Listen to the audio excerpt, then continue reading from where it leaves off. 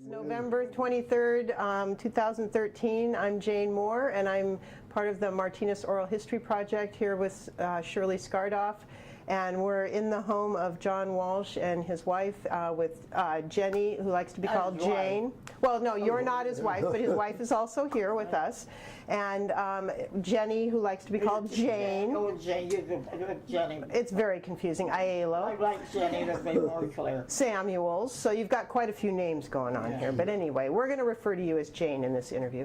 And I just want to thank you so much for participating in this. And one of the things that we're looking forward to is learning more about what it was like to grow up in Martinez, because both of you have such bright and vivid memories. And you know, Jenny's second generation American and grew up here, and John moved here when he was 3. So we have lots of great stories to hear, and we're really looking forward to it.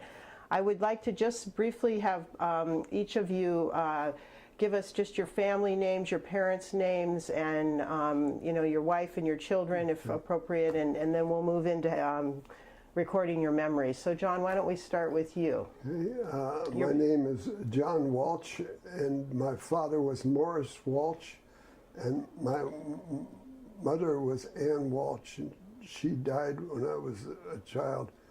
And my brother Joe and I were only 2 survivors of a family of 5. During the diphtheria epidemic, I lost 2 sisters, and I lost a twin brother shortly after birth. I have a son, Sean Patrick Walsh. He's a microbiologist that has 3 children, 2 girls. Emma is the youngest, Isabel, and Ian. Ian's 12, Emma's 10, Isabel is 10, and Emma is 7. And where does your son live? My son lives in Black Hawk, Danville. Oh, okay, locally, great, great, nice, nice. And your wife? My wife, Laurel, we've been married since 1949, and we've had a long, happy life together. Very much so. And she has a problem with her health right now, but our love is still strong. That's fantastic. She's still a pride of my life. But, lovely. you know, as life goes by, you can't stop it. It does, doesn't it? Well, thank you, thank you. And what year were you? When were you born, John? March 1923. Okay, great. And Jane, your family's, just your parents' names and where they were from, and your siblings? My parents, my dad's name was Antonio Aiello. My mother was Rosalie Ventimiglia Aiello. My dad arrived in the United States when he was 14. He was born November the 26th, 1880. My mother was born December 25th, 1886. And my dad arrived in Memphis, Tennessee, and then he met friends and went to Detroit. And then a few years later, my mother came out with her mother-in-law and arrived in St. Louis. And my dad worked for the railroad company. In the summertime, my dad would go to the market, and he had a little wagon, sell fruit to pay the rent. And my uncle, Michael, and his wife lived all together, and my grandmother Aiello lived together. And then they came out to California because the weather was too cold for my mother. And my mother, they arrived in San Francisco, and then they came to Martinez, and they lived on Talbot Street. They had the first son, my brother Peter, who was born December the 10th, 1904. And then back to San Francisco, back to Martinez 3 years later. My second brother was born, and his name was Paul Aiello, and he was born November the 8th, 1907. And they went back to San Francisco. Before that, excuse me, my mother got caught in the 1906 earthquake, and my dad was away fishing in Oregon, and my aunt and my mother lived together. And each one of their sons, and the earthquake, and they lost everything they had. And they went to Nob Hill and stayed there in the timber and was taken care of by the Red Cross. And then my dad heard about it and he came looking for my mother and my aunt. Nobody knew where they were. He thought they had passed away. But there was a young fellow there said, no, we heard that there was a man there that had a boat and they were going to go to Martinez, and they asked the two girls to go with them. And they went to Martinez, and a family by Aiello took them in, but no related to us. Interesting. And finally my dad found them, and then my dad went fishing back and forth. Later, and then they stayed in San Francisco. My third brother, Michael, was born. And then my dad said, where do you want to live, Rosalie? So I want to, not San Francisco, Martinez. They bought a lot just where the swimming pool is on Talbot Street. They bought it for $200, and they sold it for $500, and bought the property on Burlesque Street. And they remodeled the place, and so after Michael was born, and my brother Jack, number one Jack, was born. In 1924, he was run over. Oh my gosh. My mother lost him. And then after that, my brother Joseph was born. My sister Catherine, her name is Catherine. She's 97, and she lives in a home care in Vallejo. She's 97 years old and have two sons, Louis and Jack. And then I was born. I live in Martinez. And then my brother Carl was the next child, born Martin. He had passed away. And then my brother Jack was born next, and then my brother Sal. Everyone, there's only left is my sister who's 97. I am going to be 95 in January, and my brother Jack, who lives in Los Gatos, he's 89. Mm-hmm.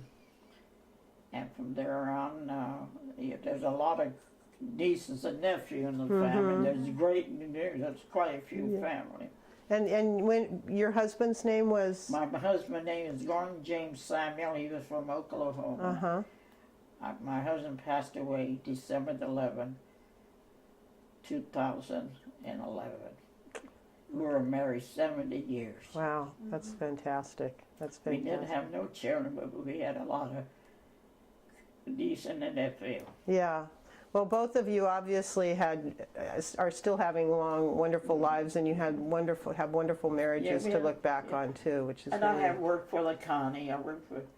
I retired from the county tax collector in 1981, and have worked. I work in different parts of Martin. I worked for F.W. Woodward, Cornet.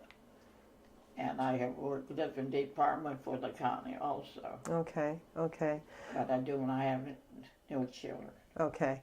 Well, I know that you have so many memories in common because Martinez at that time was a small town where everyone knew each other, and the children who were all roughly the same age were hanging out together and going to school together and going to church together. So, no problem. Thank you for...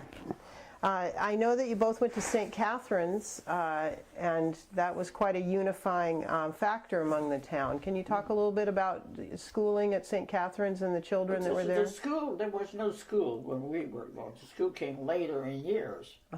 No school building itself? No, there was no school building. So where did you actually attend class? We went to school, the Martinez schools. Oh, I see. Okay. And then Lambert. Okay, St. Catherine's was the church, not the school. That's the church.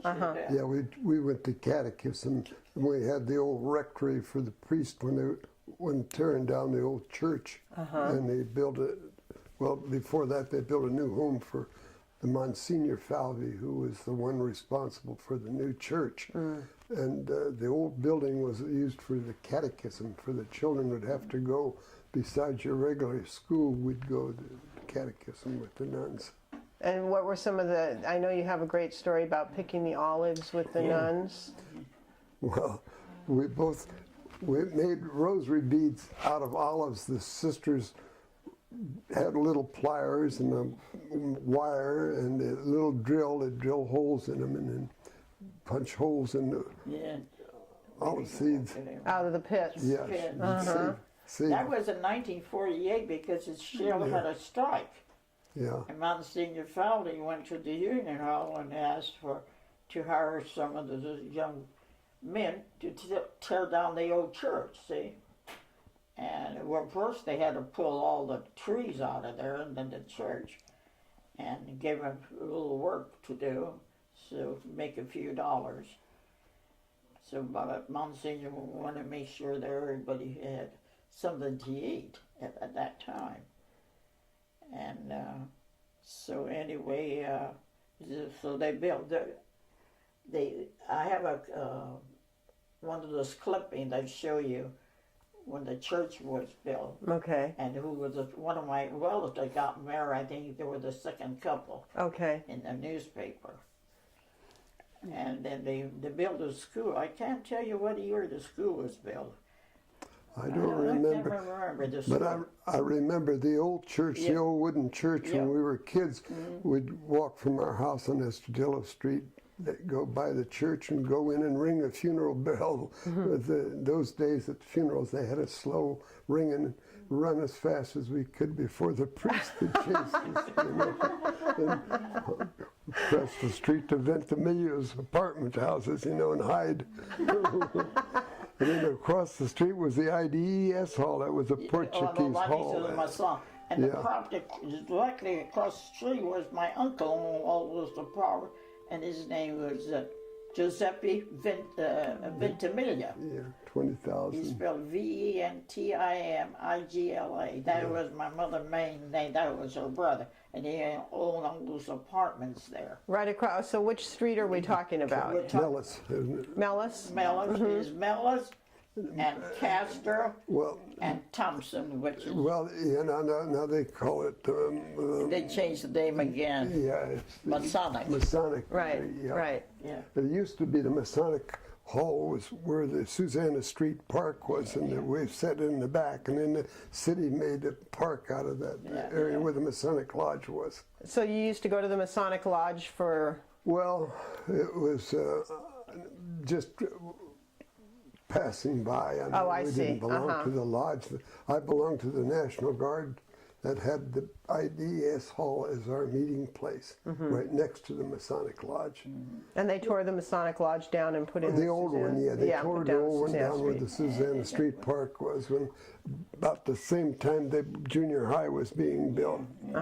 So where did you go to elementary school? Where was your elementary school located?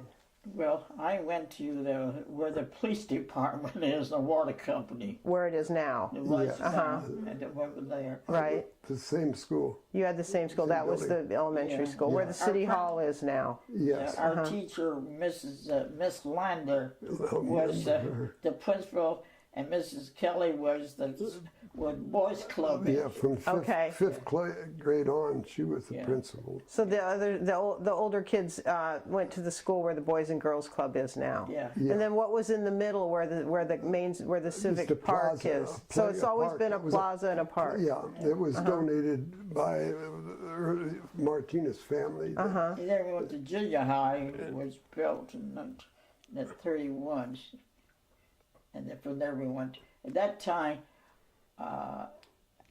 freshman, it was the 8, 9, and 10 freshman class was Yeah. there. And then they Mr. just, French was the principal. the Prince of French was the principal of the junior high at that time. And where was the junior high located where it is right Same now? place. Same Yeah. location. They just enlarged it. Yeah. Our class was about, I think, the first class that ever entered there. Wasn't there some shortcut, I believe, that We the went over Mexicans the called? hill. Yeah, what was Well, off of Bush Street was a Mexican part of the town where the Mexican people lived. Seemed like the Italian people lived down in the wharf because they were fishermen. And Fishermen. the Irish lived in Port Costa because they came to work with Yeah. the railroad, and it wound up at Port Costa. Oh, I see. And in Mountain View was a lot of people from the Midwest during the Depression when things were tough.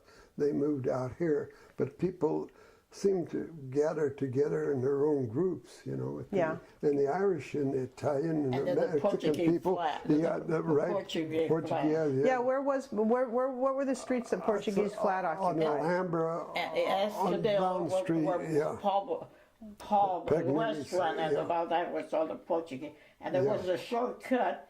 There was a creek. The kids could go to junior high. Remember the Yes. creek there? Yes. It's Well, still there. Yeah, it's still there. Alhambra Creek. And there's the lock. See what's it? Eleanor Elgin. Oh, yeah. What was her main name? She married Mr. DeFreg. Yeah. No. No. She was. Oh, Eleanor Swift, the music teacher. Yeah, no. Eleanor Elgin was in the sheriff office. Aljets. Yeah. So there was, Eleanor Aljets. yeah, Elgin. She was from Crockett. What He did was a what did butcher. she do? He was, well, She works in the office for the sheriff.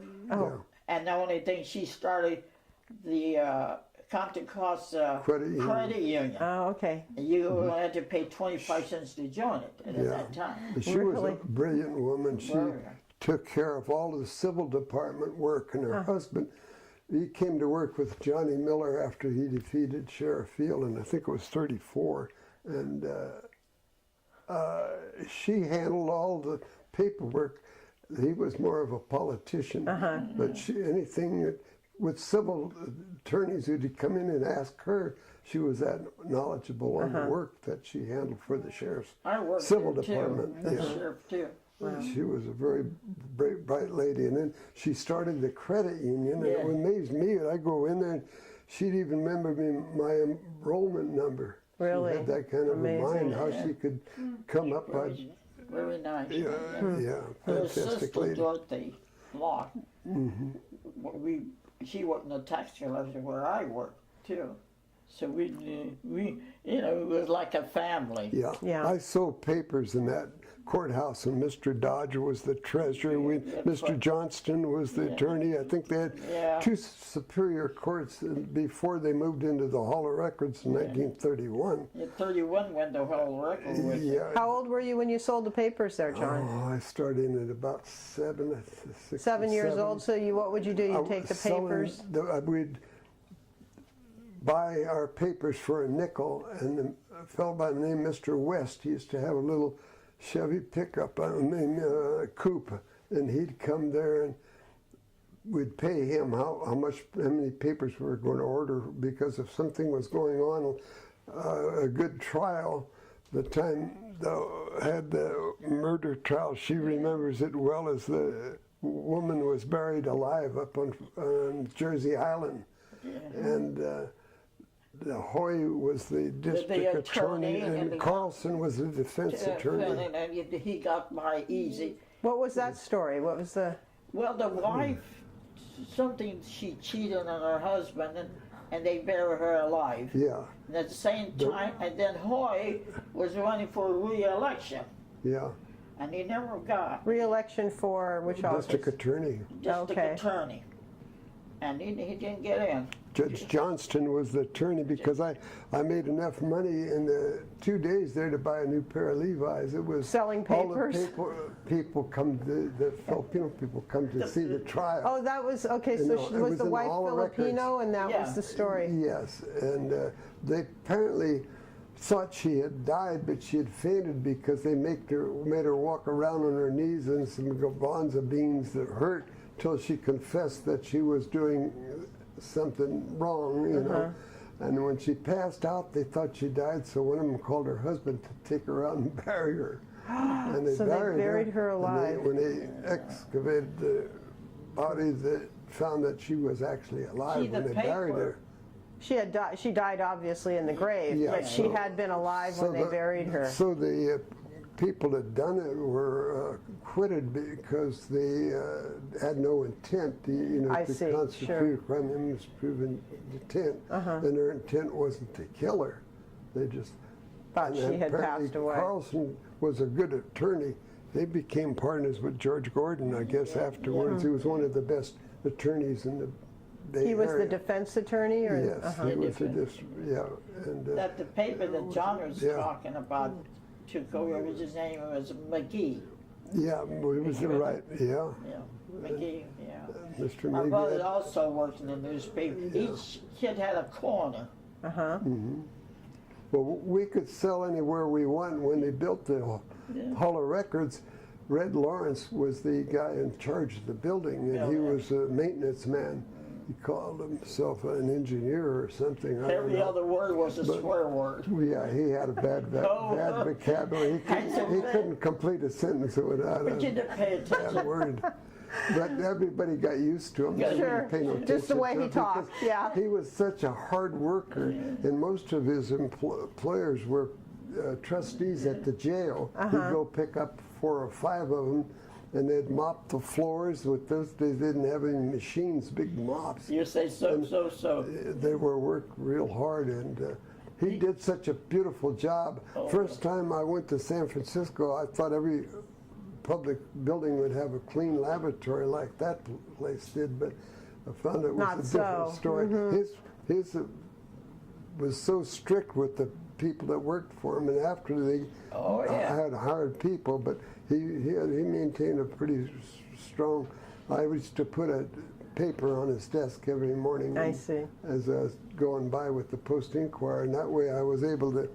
He said he'd let me stay in the building, but he didn't want no other kids in there so because, and if I caused any trouble, I was going to be out of there. Yeah. So, So you I had that building I as had your it was territory. my building, yeah. Sure. Before, we used to have to line up at the ferry and walk down in and go right on the train at the depot, jump on it and run down the aisles and then jump off before it would leave so we could sell a paper. But the Hall of Records was like a little gold mine. It to was. me. No wonder you were able to buy a pair of jeans. No, it was. But my brother had one corner. all my relatives.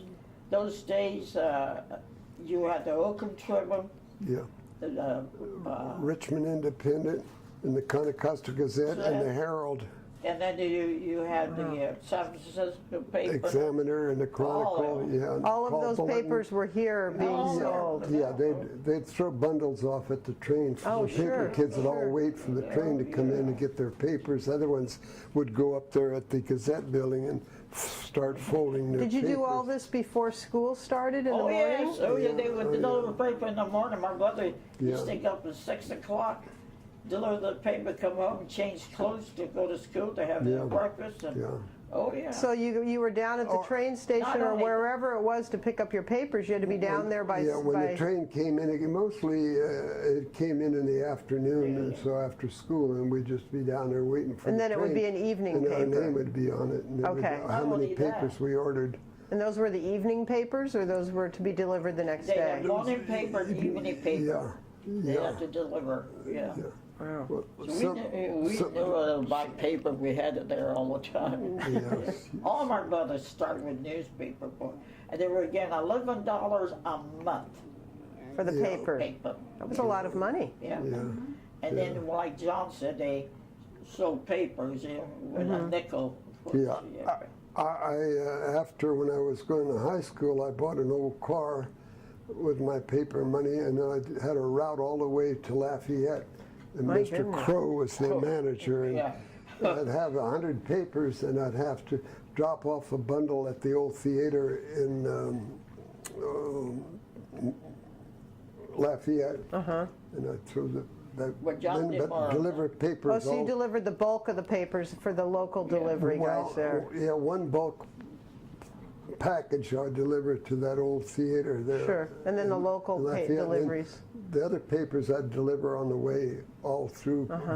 Those days, Vine Hill, there wasn't many people living in there, and so it was quite Where a. Pleasant Hill is, they were.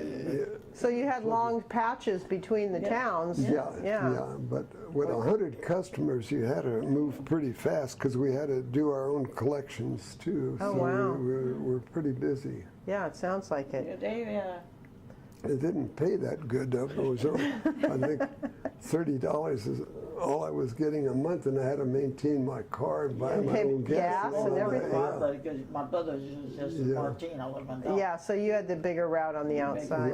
Yeah. So both of you lived during the Depression. I'd like to Right. talk about that because Right. that was obviously such an important time in The our thing- history. What was it like here in Martinez during that time you period? could pick fruit because they couldn't sell it. Like the Pilata winery was located on Pacheco Boulevard. That was the whole Highway 21 all the way from Pacheco Boulevard back to the Santa Fe tracks.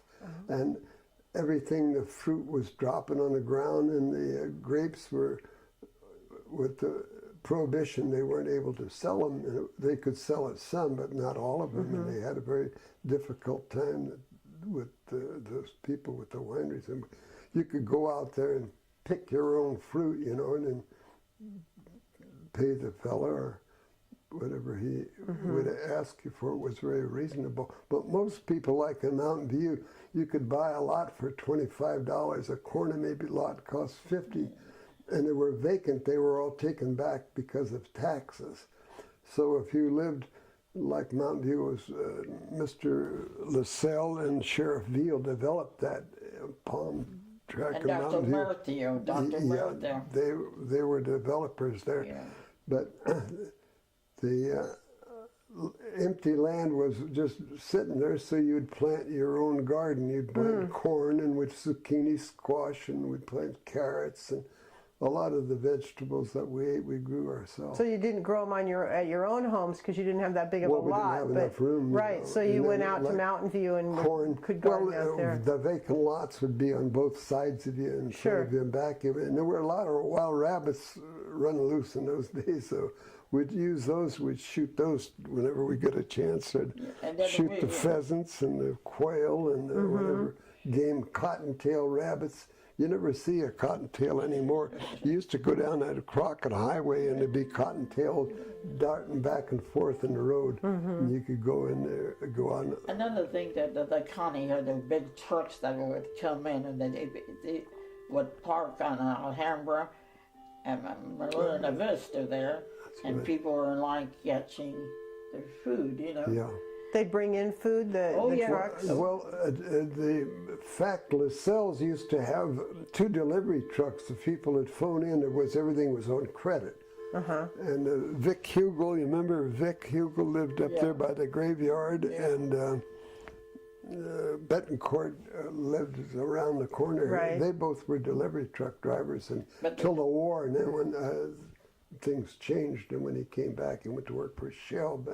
But prior to those that. people, we had truck farmers that come from Concord and go door to door, and then there were commercial fishermen like Pellegrini would go, Pellegrini and had an all. old Model T with a big box on the back and blowing his horn, you know, and people would run out and he'd cut them how much they wanted, a whole Imagine 10 fish, cents a pound for salmon. Yeah, how about a that? big steak, you know. And, So he'd just have the fish in the ice in the box on the back of his truck, and you'd go out and you'd cut off however very much you nice, wanted. yeah, and he'd drive all the way out in Alhambra Valley, Right, all I around did with hear his that. horn. He had a regular route. Yeah. All the Portuguese and stuff. Oh, they loved their fish, and they'd give him boxes of pears and Pears. fruit So they'd that they trade. had. Yeah, it was instead of money. Like my dad, where Paul Barnett is in Pacheco, would deliver bread to him, and he owned, I don't know how many 100 acres. It was all the way from Pacheco over to the old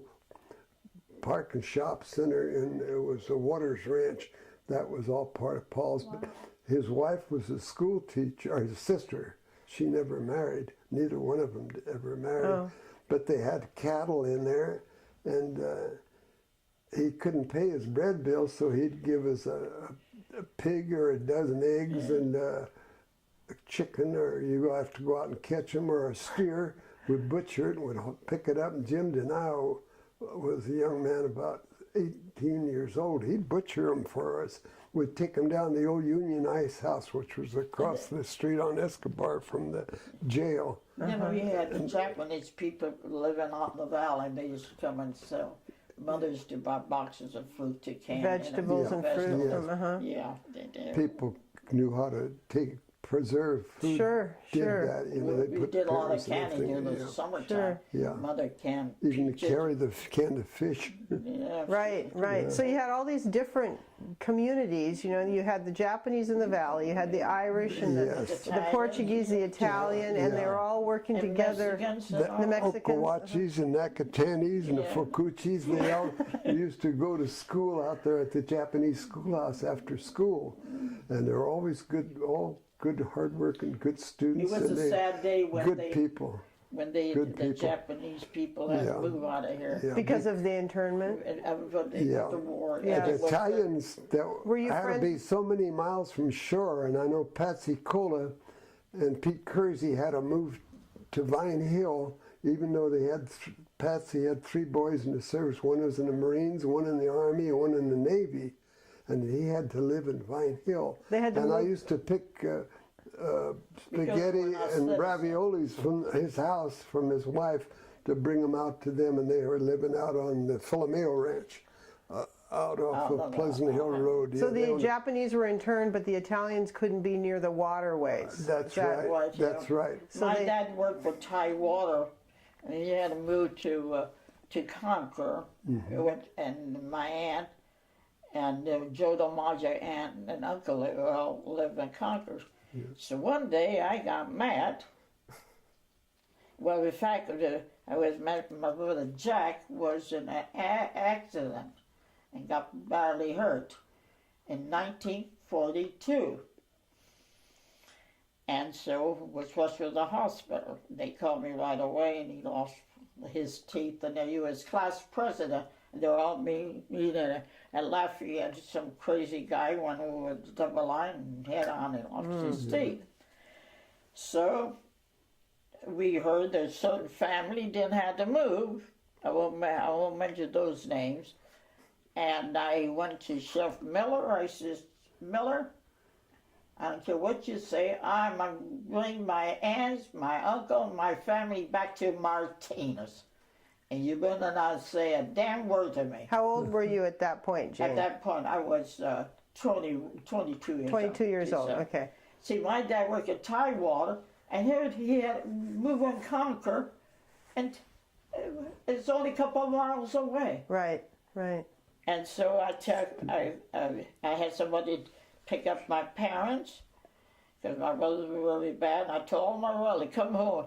If Billy says anything, I said, I'll get with him. He never said a word for me. He never said a word to me. So I brought all my brothers back home again. Good for you. Yeah. Back to your house down on Barrelessa. Well, let's just be doing right, boy. Yeah. Mr. Casey helped a lot of the people Okay, too. Mr. Casey would work in the clerk office. Yeah. He helped which people in what way? People to come home. I see. The Italians to be able to move Italians. back. Yeah. Yeah. We're some of the Portuguese people. He arranged, like Patsy Cola, he had the first papers, but he didn't have the second papers to take an exam before Judge Johnson, and then they passed him in as a citizen, and So he was after able the- to be able to move back home with his family. And then I went to the superintendent and I said I want a teacher to teach my parents, not the English but the Constitution, and I wanted to become citizen. Yeah. Well, he said, well, I don't know. I said, I want to. We pay taxes. So he finally said, okay. And so I asked all of my relatives, and they went a couple of days. They would meet over my parents' home. And pretty much my mother stuck by along with my family. We drill her and keep memories, keep repeating. And the time came, my mother took the test, and she passed with flying color. And Johnson was the judge, and I went to Johnson and said, I said, why, when they call my mother, will you ask her the question? Is I'll try, but the federal men got in. And asked my mother, and I think very few people know the answer, how a bill become a law. There's 3 ways. And she answered very nicely. She knew it. I was so proud of her. When my dad took the test, 3 three years before that, he didn't pass. And so anyway, so he took the test again the same time my mother did. And so Johnson took over, and I said, "Oh, Mr. Aiello, where you were?" Never asked anything else, because my dad couldn't read. Oh. And so he passed. And at that time, Mr. Pash was the clerk. So when my mother got her paper, citizen paper, and then my dad he gave my mother those 3 years, my dad those 3 years the year that he didn't pass, he gave them back to my dad. Oh, That's wonderful. And he said, because I was working there too, I had part-time jobs. And you know, Janie, I did this for you because you're so close to your parents. Well, the other day I found them. You found the papers. And my neighbors are going to frame them, and then I'll show you what they look. So No one knew what a citizen paper looked like. It was almost like this poem one, like a stock. A stock certificate. Yes. It said all that. Wow. And I could see my mother, I always teach her to write, and she couldn't, I would hold her hand. Mom, he just do this. My dad wrote his name pretty good. Practice. It takes a lot of practice. Yeah. It wasn't easy. It was very hard. Raising, 10 kids and 2 grandkids. My mother worked hard. Yes, she did. yeah. Yeah. And they know that the friend of mine asked my mother, he said, "How come you didn't go to school?" And my mother said, "I had 10 children. I raised 3 grandkids, and I gave the government 2 sons and a grandson. What else you want from me?" And he never said a word. My mother even though she didn't read or write, but don't try to pull anything over her. Right. She was smart. She did a lot of things. A couple of the attorney told me, she said, one day your mother came here for something, and she knew what she wanted, and she's told him what to do, and he said, okay? And said, "Okay, Rosie, you're right." Didn't charge her a penny. Yeah. My mother was a very smart one. Not only that, she was one of the best cooks for me. My mother was a very good cook. Well, with 10 children, you had to be able to cook and be resourceful and everything else. Manage. My mother Yes, I bet she She did. was. My mother had blonde hair, blue eyes. Those days, there weren't automatic washing machines and yes. a lot of No stuff. way. There were Those were years the 10 hand- kids with the automatic washing. Iron, you had to iron by hand. You had to do all that work. Right. And So how did your family, you lost your mom, John, at a young age, and then you moved to Martinez, and your dad had a bakery. yes. So how did your family manage during all that time with 2 sons and your dad working? My father, when we moved to Martinez, went to work for Tidewater, Avon Associated Oil Company, but the Depression hit. Yes.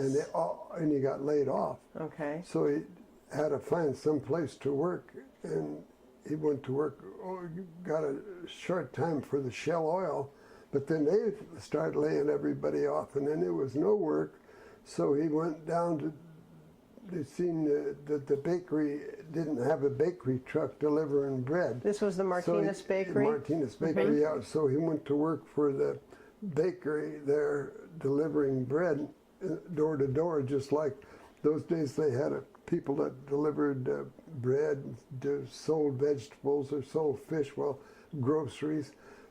He happened to be He did the bread. Bread and pastry. And then he was doing well until the baker was making donuts for the girls scouts to sell. In those days they sold donuts, and he slipped, I guess, and put his arm in that hot oil, and he wasn't able to work no more, so he couldn't run the bakery. And my dad had no other choice. He had to either take over the bakery or be out of work. So he went from delivering bread to running the bakery? He had 2 trucks, yeah. So then he had to run the bakery, and it also had a little fountain, which they got a lot of business, because those days the Castro Street post office was right next to the Ward Street where the bakery was. Oh, okay. And so people would come in when they'd pick up their mail and bake cakes or something, leave their door open, so when they were baking, the odor smell. would come out and people Smart marketing. get hungry, you know. So you could his- smell that baked I bread. bet. Early in the morning, we'd go in at 5 o'clock. My brother and I would, I would slice the bread. They had a machine that we sliced it. And we had to be careful we didn't slice it when it was too hot because we'd get mold. Right. So my brother would make pies and stuff in the bakery, and we kind of helped out in the family that way. We'd go to work down there in the morning at 5, and then we'd get after school, go down there and clean the pans and clean the floor and do whatever work had to be done. This was after your paper selling days. Yeah, and then in 1937, my brother was out hunting with Jim Denial, who's the Roseville Farmers Market, and they were out in Vine Hill by the old Waggle store there. And in those days, that was all vacant land where they raised cattle, and they were shooting rabbits. And I guess they changed positions, and Jim had just bought a 10-gauge shotgun with the dual hammers. And I guess they set it down on the floor between them, and when he went in the chuck hole, the gun flew out of and hit the running board, and the hammer took my brother's arm off at the shoulder. Oh my gosh. So How old was your brother at that time? 17. Oh wow. So he managed to go on after that to attend Heels Business College, and then Jerry Schimmel, who had a service station in Martinez, and his wife was a nurse at the hospital, was my brother's nurse, and she told him not to worry about it, that he could get a job as a radio operator, and if he liked radio, he could get into that business. So my brother went to radio school, and he got his radio operator's license. Even with one hand, he was able to send code. In those days in the Merchant Marine, they had mostly telegraphy, wireless code, and he shipped out all over the Pacific during the war, the Philippines, Japan, and ammunition ships delivering ammunition. In fact, he was almost on the one that exploded at Port Chicago. That was a type of ship that he was working on. It killed about 400 people. Right. 1945, I believe it was. Yeah. But he managed to get a commission, and then after the war, he went to work for Fortier Trucking as an insurance adjuster. And I called him up. He was living in Fresno, and told him that the sheriff's office needed radio operators, and to come up and try to see if he could pass the exam. So they told him, no, you can't do it with one hand. You have to be able to type. So he says, well, that's what we do in my work. He took the test, and I took it at the same time, and he typed faster with that one hand than I did with two. I think we only needed 30 words. And he was real good at it, do that long at the radio. And then so he went to work for the sheriff's office as a radio operator. And then when they changed, Brown was the sheriff when the old sheriff went out, Jim Long. They decided they were going to put the people that were working in radio out in the field because they were going to bring women in to do the radio operating work. But if they'd have to either pass the exam as a regular or lose their job. So my brother studied up on it, and he passed it, and then he passed the sergeant's test, and he became an investigator for the department until he retired. Until he retired. Yeah. Wow. He wound up like a man with a handicap doesn't give up. That's right. Hangs in there. Well, and he kept excelling at everything that he did. Yeah, he did very well. Obviously, that was a theme through your family, a theme of strength and hard working. My dad was that type of a person. Yes, and so are you. He was studied to be a priest, and at the last moment decided not to become ordained. Him and the boy next door, Tom Galvin, they were always close friends up till the day that Tom died. And went over to Cork and got on a ship and came to Ellis Island and got accepted into the country, and then came to California, down in Pasadena, and then eventually somebody knew some relation up here in Berkeley, and so my dad came to Berkeley, and the Irish kind of stayed together in those days. Then after church on Sunday, all of them would come to my dad's house after Mass to have a beer or a visit, you know. And he was a very hard-working man. He didn't go hunting or fishing or go bowling or golfing. All he ever knew was work. He didn't ever remarry after your mom passed away? He did. My stepmother, her husband came from Roscommon, was the county in Ireland my mother came from. Oh. And she was from Castle Island, which is County Kerry, where my dad came from. So they were very close. Where did they meet? Well, at the church mostly. In Martinez? No, in Berkeley. Oh, in Berkeley. And he was a streetcar operator, her husband, and he stepped off the streetcar and a car ran into him, killed him. So she had, her two sisters came out, lived with her 3 children, 2 girls and a boy.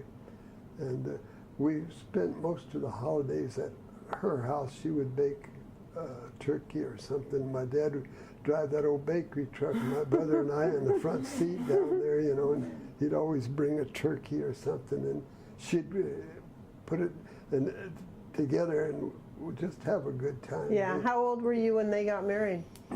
Oh, they never got married. They didn't till get, I was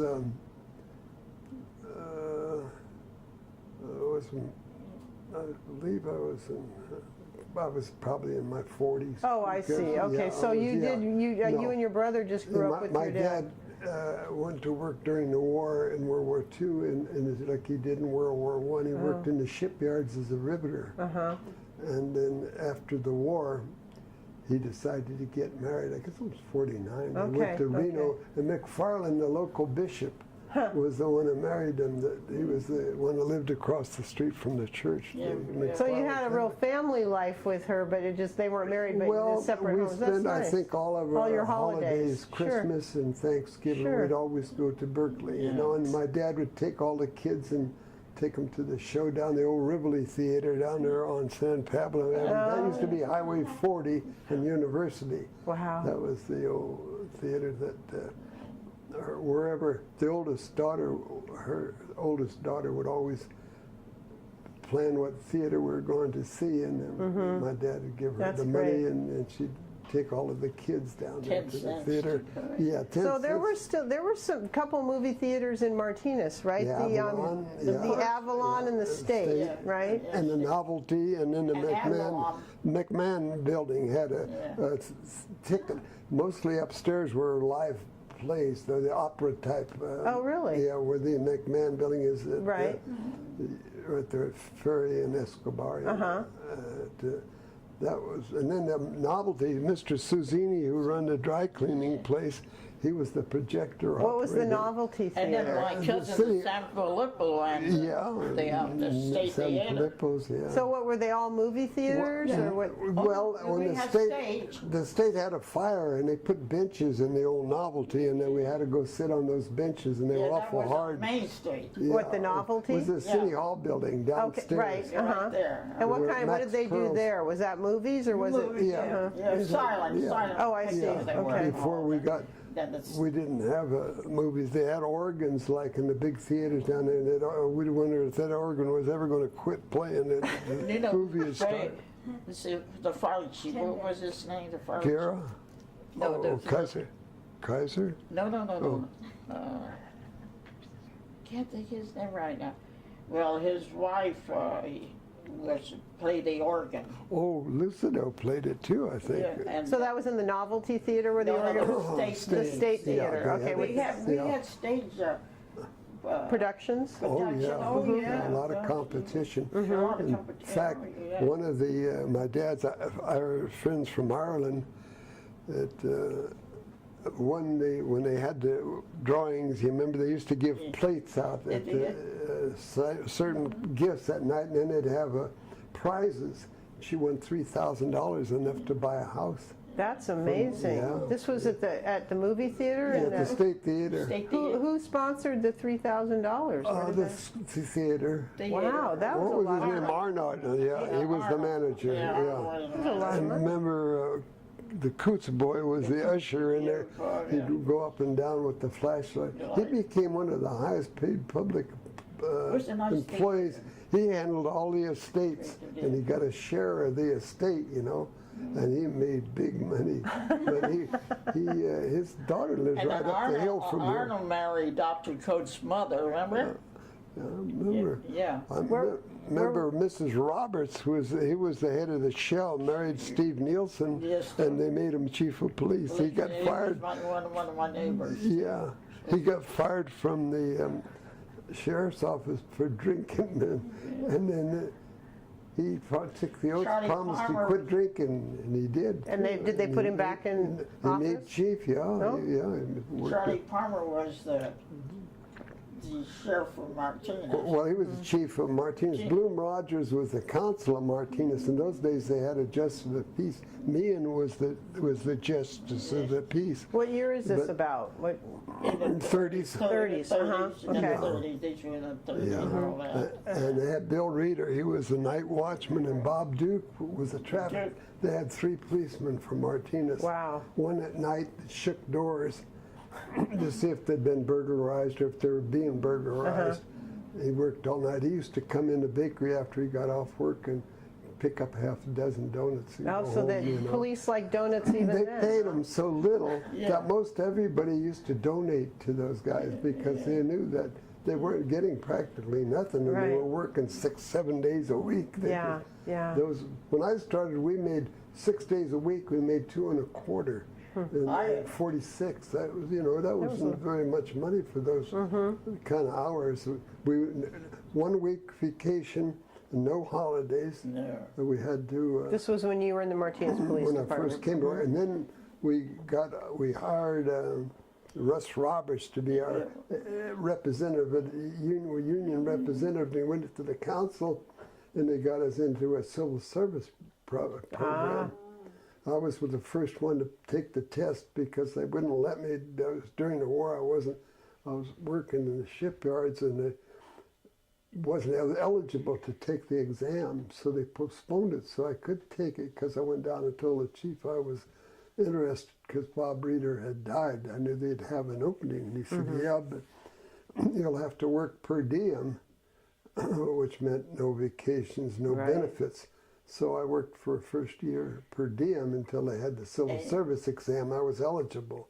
So I think there was 50 took it, and I came out second, and I was fortunate enough to get the job because I thought, well, at least it was interesting work, because I quit working for my dad, who was building at the time. Right, you were building houses, My right? dad And was- didn't you build Jack's house, Jane's Well, brother's house? No, well, Carl's were her Jack's brother, and that track in there, Laurel Gardens, they call it, Yeah. often Pleasant Hill Road here, Okay. I guess Alhambra Way, but he built all those homes in that track. Well, the only home he didn't build Sparcinos. Carla house. He didn't build. No. My nephew built that house. Oh, well, built a house. he built the Sullivan's house. Yeah, Sullivan. He built it, but And Sparacino's house, he Yeah. built that one across the street. the Sparacino, what's his name there? Pete Sparacino, The people. Shirley Philomeo. Philomeos. See, my nephew was married to Shirley Philomeo, and my nephew built the house, and he built his mother-in-law house right there. So there's only 2 homes in each block there. The big lot. Yeah. $12,000 was the price of those houses. Calicura, my dad built Calicuras too, was next to the little store where Mary Walsh worked at Trestle Market. Yeah, that's right. My brother built. My brother was second when I did. and there's other parties that towed into the house, and they had no some those houses they septic tanks, and my nephew when he built the house he put the sewer pipes in. Oh. He figured eventually I will have the sewer. Yeah. So when my brother bought the house later on, he went to the city and he said, I want to go to all the houses there and we want Connect to the the sewer. sewer line to go in. Yeah. So my brother went all around every house except one family and he said, no. My brother said, if we all go together, it was going to cost us $5,000. Mm-hmm. He said, you guys sign this paper and we'll get the work done. He said, I'm going to ask each one of you to sign these papers. And except one fellow. They got everything in, so 2 years later, this fellow started howling, crying. He said, I'm sorry I didn't join. Carson, I asked you 3 times and you refused me. You're on your own. And he had to pay $15,000 Wow. to put the sewer line in. My brother was lucky. The Carl was a very oh yeah, competent guy. Like our brother Jack, he was building shopping centers, and came to brother work. Very Carl, progressive thinking My and brother- realizing. all my brothers were old go-getters. They were Yeah. workers. Yeah. Yeah. And not only that, they could do anything. Anything. Yeah. And the day that my brother Carl, they have a well there, they were going to put something removed. And all the time he tried to put something, he would drop it. Something, he would drop it. And his wife was shopping, and he called me up and Jane, I just, what's the matter, Carl? Jane, there's something wrong with me. I can't hold nothing. I can't hold nothing. I said, okay. So anyway, when his wife came home, I said, talked to me. I said, I want to make an appointment to the doctor right away. So we took him to the doctor. The first doctors, didn't seem very concerned. I wasn't happy with him. So I went to the office. I wanted to see another doctor. So we went to Kaiser. They have a place. Oh, what's the name of the other place Kaiser have? Out there someplace. Shadelands. You go. Shadelands, I think. Yeah. Shadelands. So anyway, we talked to this doctor. Now the doctor hadn't examined him. Just talked to him. He found out what's wrong with you. He's what? He's Parkinson's disease. No Parkinson's. Mm-hmm. Yeah. So anyway, they gave medication, didn't help him. He got the time where he would fall. And his wife would try to, so I holler at her and said, now listen, the fire department is just around the corner. You call them. Mm-hmm. And I talked to them and I tell them what's going on. He said, we'll be there. So finally got the time so he was in the Navy, so I went to the vet and I tried to contact who was in charge of that department. Mm-hmm. I got hold of this nice fella and we got her into the veterans. Oh, good. Right there. And they tried to do a lot of testing and so forth. Well, the time come, he was there the first time, 7 months, he couldn't swallow. Mm-hmm. He was choking. So the doctor and the wife and I were there. The doctor said, the only thing we could do is we have to put a feeding tube. Mm. And he looked at me and looked at his wife, he started crying. He said, that's the only way you could live. So he turned to me and he said, Sis, he said, what do you think? I said, Carl, I can't make up your mind. You're the one that's ill. You have to make up your mind. He said, okay. And then he asked his wife, she said, whatever you want, we'll do it. So the next day they took my surgeon, they put the tube right through the navel. Mm-hmm. And that's the way it felt. Well, he was there 7 months and it didn't cost him anything there. And then finally they told me he had to go to a nursing home, so we put him in a nursing home, and at it was off of there in Concord, Pleasant Hill. So got him there, and We did. he. Hold on one second, because the tape just ran out, and then you can finish that thought. 'Cause you're right at the end, I was hoping that Carl we'd and I have enough used to time. walk together. He'd come by my house in the morning, they'd take a walk, and we'd walk down to the Nancy Bard Park. And he'd come out in the backyard and pick Light? figs. Oh, I don't hear it. Yeah. Okay, so Well, finish. Carl, anyway, so Carl went to a nursing home, and I went every single day. So I took the bus, and so his wife, Lily, she went 2-3 times a day. And while he was there, I would go in his room, and I have a habit. I would pull his blanket, and he says, I don't care, don't worry about it, he said. It doesn't bother me to see if he was wet, clean, or what. Soil, yeah. And when he was wasn't clean, I go straight to the office. I said, you guys better take care of my brother, or else I'll close this place.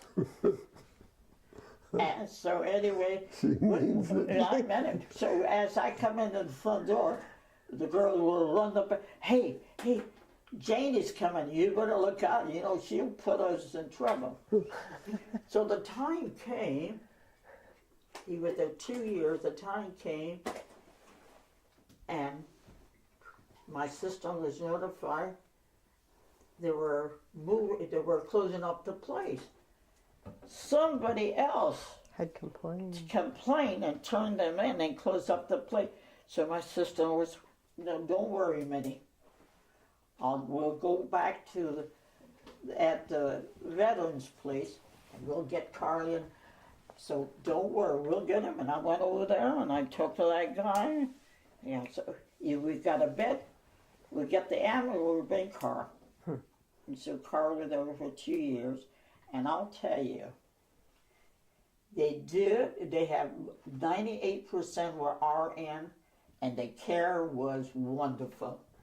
I went there every single day. I took the bus, and the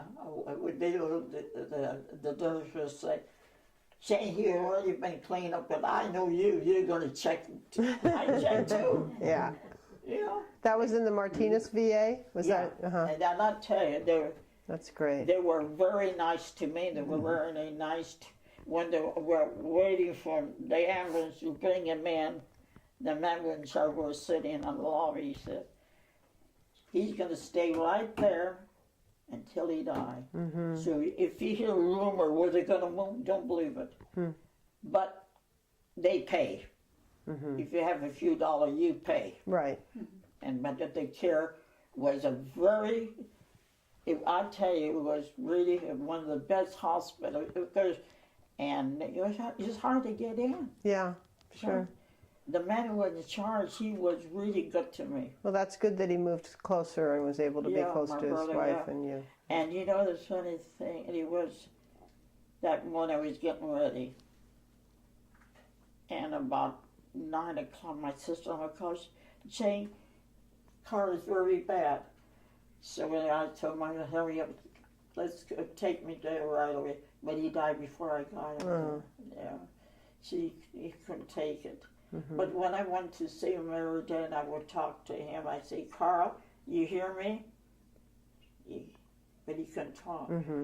I would clean his mouth, and I would get and massage him. And they would come and Jane, he said, we do that. He said, I know you want to take care of your brother. But my brother and I were very close. His wife come in, I tell you, she wasn't a big person. She'd get behind that bed and she would lift his body. I couldn't do that. I'm not that strong. They just say, Mrs. Ayala, you can hold me. I don't care, she said. I want to take care of my husband. And you know, by that, she was losing her memory. Yeah. Oh, at the same time. And I told her son lived in New Jersey, and her daughter lived in Lebanon. And I tell you, I said, your mother cannot stay there alone by herself. Yeah. It was, They were lucky to have you as such a close sister and very sister-in-law. close right now, Yeah, that's really great. And I used to bring her down to figs a lot. yeah. And I'd leave them on the porch because sometimes she wouldn't come to the door. She couldn't remember. Oh. She just couldn't remember the beautiful woman.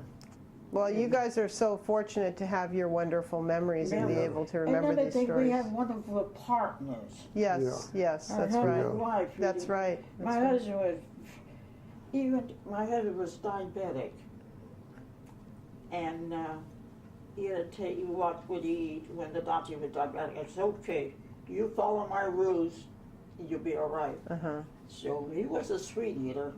So he started, but we walked every morning a mile and a night. He was a little bit overweight and he lost all that weight. Yeah. And then he fell and hurt his hip and he had a lot of pain on arthritis. And 2 weeks before he died, he said, Janie, he said, could I have a piece of banana nut bread? And I just mean, I said, yeah. So he had a little piece of banana. He said, oh, I have to go outside and walk. There's sugar there. I said, go on, but your sugar is low. You think, oh, no, Jane, I have to. I said, all right. He went on the patio and he walked little ways and all one time. Jane, I can't walk. Please help me. I ran outside and I grabbed him, put him in bed, cleaned him up, washed him, and he went to sleep. And then about 1 o'clock he woke up. He said, could I have a bowl of soup? I already made soup. And I said, yeah. And for a couple of days, he was in and out. And for 3 months, I didn't sleep in bed. I slept in the chair in his room. In his room. And watched him. And Rosalie, my niece, spent the Christmas holiday. And then Christmas Day, I said, Gordon, would you like to get up? Oh, no, I don't want to. Jane, I want to die. I don't want to live anymore. I can't go through this anymore. I said, so my great niece brought down a little place, the turkey. He said, Tanya, I love you, but I can't eat. And he turned around and he said, Jane, I'll be gone for a year, I'll be gone. And then he told Jack, my other nephew, he said, you take care of Jane. Will you promise? He said, yeah. And I never knew that my husband wanted to be cremated. He never talked about cremation. And he said to me, he said, I want to be cremated in one condition. I don't want you to be cremated. Will you put my ashes in the coffin with you? No, how lovely. And I said, yes, I will do that. And it was the 26th. I was sleeping in the chair and I woke up and I went to the bathroom. And when I was in the bathroom, he sat at the edge of the bed. When I came in, he fell backwards and he was pulling his pants. His pants were down his ankle. And he went into a coma. A coma. But he didn't die of a stroke. He died of infection of the bladder, which I knew, and I could beg him. I said, let's go to the hospital. Shane, I want to die. I don't want to live. He said, you know, I'm 95 years old. But I want you to live longer. You take care of everything. And he turned around. He said, you know, Jane, there's some money in my drawer. Where he would go and walk, he would pick cans. And he made over $2,000 just picking cans. People don't believe that. But That's why he wanted to go walking after I had that piece of banana nut bread. So anyway, so that he had about, he said, open to my wall, he says, there's $300. Now he said, you know, I can't go shopping, but you spend that $300 for your Christmas gift. You buy anything you want. Don't hold back. You buy for yourself. I said, okay, after the holidays. Right now I want to take care of you. And that's what I did after the holiday. I bought myself a coat.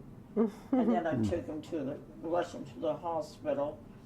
And then the Kaiser put him in the bronze home there, and he lived 3 days. And that is, I'll tell you, John, that is the nicest place. And the nurses were great, 24 hours. They treated. Even 2 hours before he died, they clean him up. And they just say, Gordon, I'm washing your hands. Jane is there and Jack is there. Now, you take it easy, good. It's okay. And I had my hand in his heart. Yeah. And it was December the 28th, and I looked at the clock, it was 10 minutes after 6. And all one time, ooh, her heart stopped. And I passed out. You passed out. Yeah, I passed out. I went right, like, it just hit me like, I really, you expect it when the time comes. Yeah, yeah. And the nurse came, and they had all kind of things. They knew when the nurse came, he's going to pass away. I said, yes, I know. And we stayed until 10 o'clock, and they were really, I tell you, that's the nicest place, a beautiful home. That's the Bruns home? Bruns, the homes are just nice, and they were very, in fact, I got a letter yesterday for they want a little donation. But and that was just. Well, you were very fortunate to be with him, and yeah. so We were married 70 years. 70 years, yeah. November 1st. Yeah, amazing. That's something. Yes, that is something. Yeah, these young kids said when I was working at the high school, I said, "How many been married over 50 years? 50 years with the same man?" Imagine that. Those days of marriage, you have an argument, I would divorce it. Yeah. Goodbye, I could not talk, but we didn't. But he was very lucky to have somebody like you. Everybody said, Well, I think from both of you, you came up in a time, you grew up during a time when you didn't just give up on something, you worked hard to keep going. Very responsible in our age, and they were good to each other. they respect each other and all that, Yeah, you were taught that at My a young age. dad used to say, Jesus, Mary, and Joseph. What'll the neighbors say if you did something wrong, and you weren't worried about getting in trouble with the teacher or the law, always your parents, because they made you toe the line. And also, didn't the neighborhood watch out for each other? We hardly ever, you didn't hear any murders or shootings or knifings in Martinez. Not even no bank robbers, nothing. People just helped each other out. We used to, in those days, depend a lot on the cab drivers and the telephone operators and the nurses that give us information. And if something was bad to happen, some little kid was kidnapped or molested or something, you knew who it was before you could leave town. I mean, it was just, the police were just, the mechanics was... They knew all taking the guy to jail because the information was from the neighborhood. If somebody was bad, everybody knew it. They'd ostracize them, or they'd know who it was when a crime was committed. They'd know that the certain type of person would do that thing. But on the other side of that, if you needed help, you had a whole community. Well, after my mother passed away, my sister and were 4 of us. My dad would stay a month. The rest of the boys, no, they didn't bother.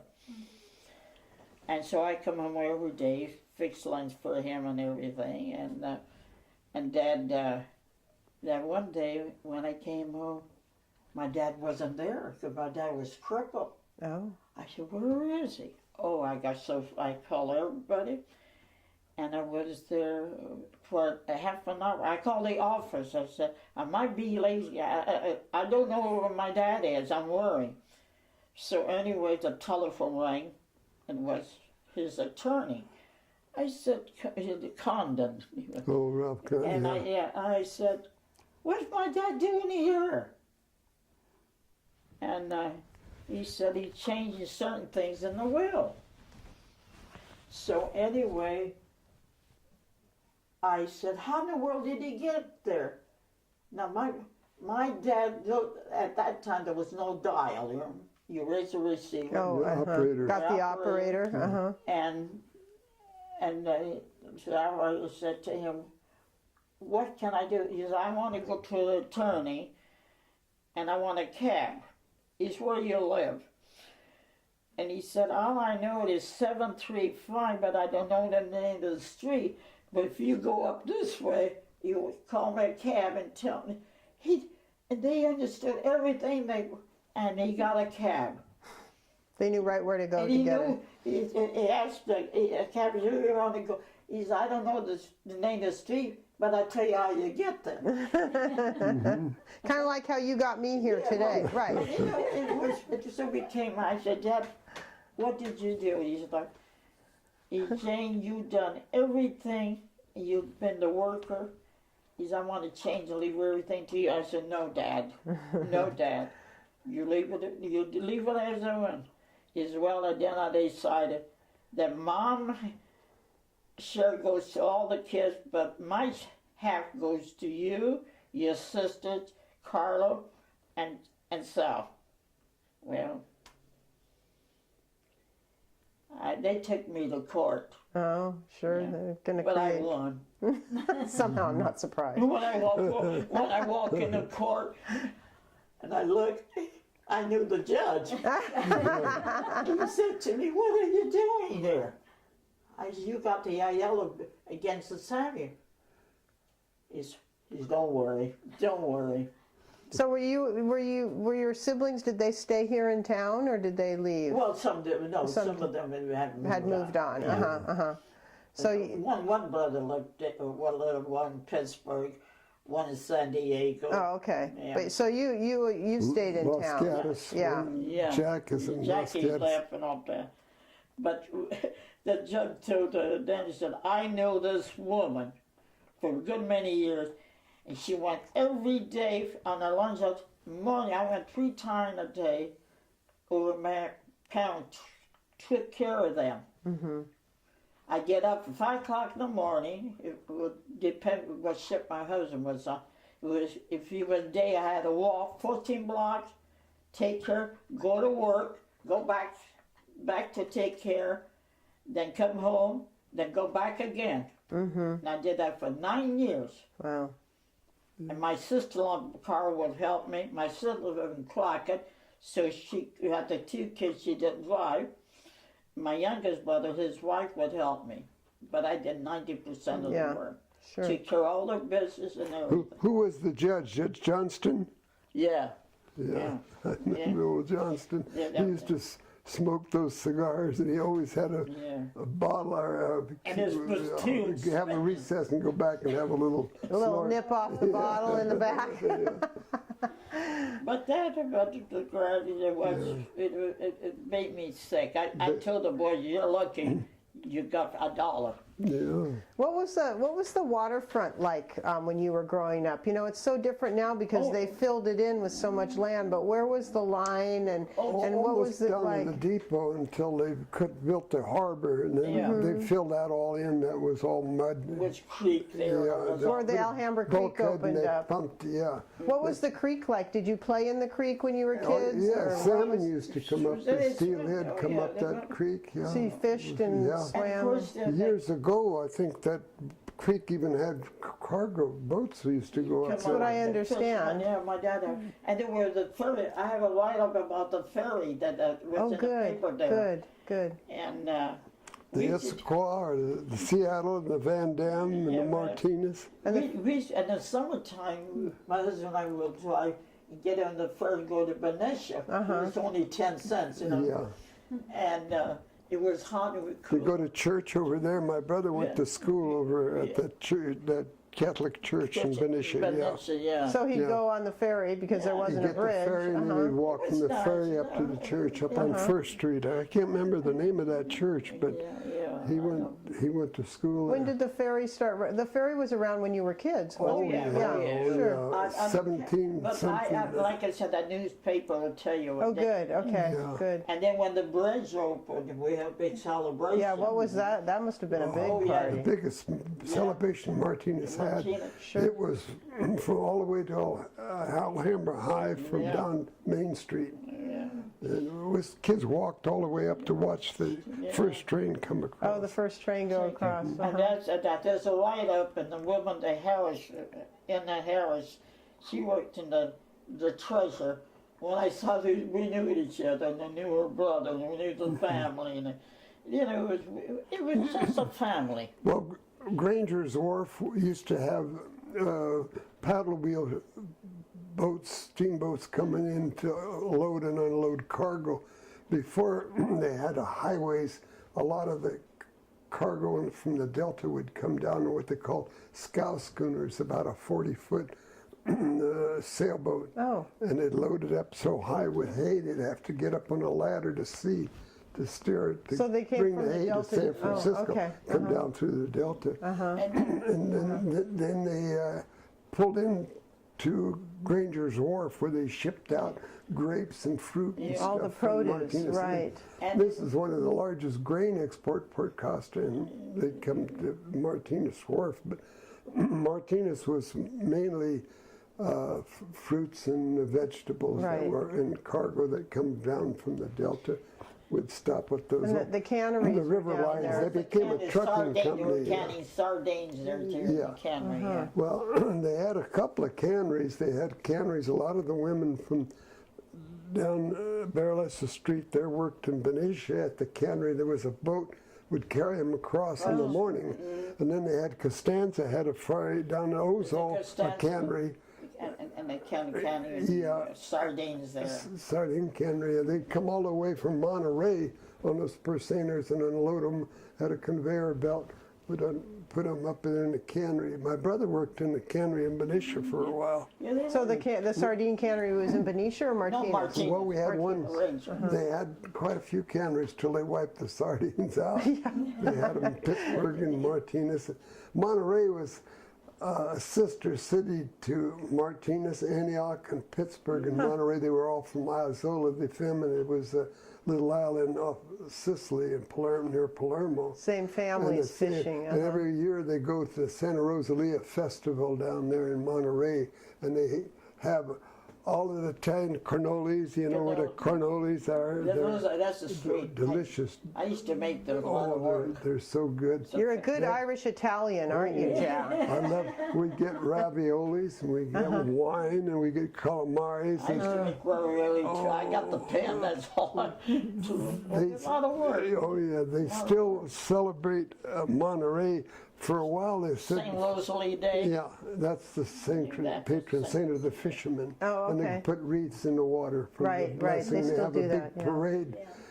Just like in Sicily, they have all the really brightly covered wagons that they come down through the street with, and then they have mass in Latin, Italian, and they have all the songs. C'è Donna Mamma Mia, Mamma Dari, all the old Italian music. Have you been down the wharf lately? Where, in Martinez? Yes. Yeah. See, they clean the Marizani, Oh, yeah. the Pellegrini, Yeah. and there was the. You mean the Granger's Wharf? Yes. Well, no, down by where the yacht harbor is, there's a monument there to the fishermen. That's right, yeah. My first- Pellegrini, my dad's Aiello, name was the first name Belleci's, on yeah. that, yeah. That's your dad's name on the plaque? Antonio Aiello. Yeah, even in the yearbook, your name is one Aiello, that's verse one. Well, I give you the 3 yearbooks. I donated great. to you. You're giving those to the museum? Yeah. Fantastic. Yeah. I'll give those to And then Andrea. I have, later on, I have a picture from my dad with all the employees at Tidewater.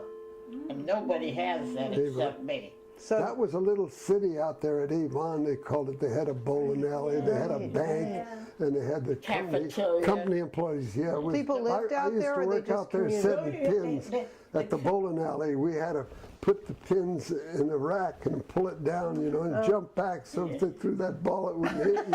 And the pins would fly at you, you know. See, the company had homes for the headquarters. The main man, superintendent, lived in San Francisco, and he'd come every Monday. And the man in charge of the planning, his name was Brown. Mm-hmm. And my dad was a bricklayer there. I worked there for 48 years. And when he retired, he was almost 68. And all he got of a first guy got a pension, a lousy $50 a month. To go to them, so they got a little Social Security. But my dad worked. The people depend on lodges for a lot for taking care of you when you die, because most of the people had no savings, like the Odd Fellows and different organizations. You go to the cemetery, you see the symbol of the whatever club they belonged to. It was like an insurance company, but it was a fraternity. We used to go to the Odd Fellows hall there in Martinez Downtown Martinez, for breakfast, just to see the old timers. And pretty soon I began to not know anybody after all of the people that we were raised with had passed away. It's interesting because you both are talking about your fathers, and what I'm hearing is that they had occupations. I mean, they had multiple full occupations. You know, Jane, your dad was a fisherman, and then he was a bricklayer, and John, your dad.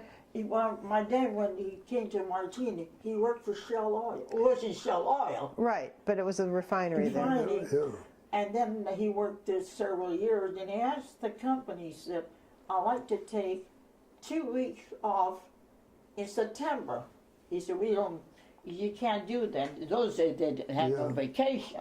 My dad said, I quit. My mother wanted to kill him. Mr. Coates, yeah, but you know, those guys made more money in Alaska in 3 months than they made in a year Fishing here. up there. But then they fished here also. Right. Like the Sparacinos, they used to have Mayor Rolfe in San Francisco had a fleet Palladini. that would sell, and Palladini was the buyer, but they'd take them to Alaska to the canneries to work every year or fish.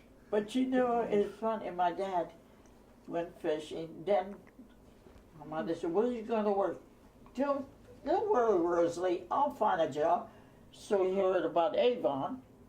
So he walked, about 4 miles? Yeah. He went to the office, he said, I need work.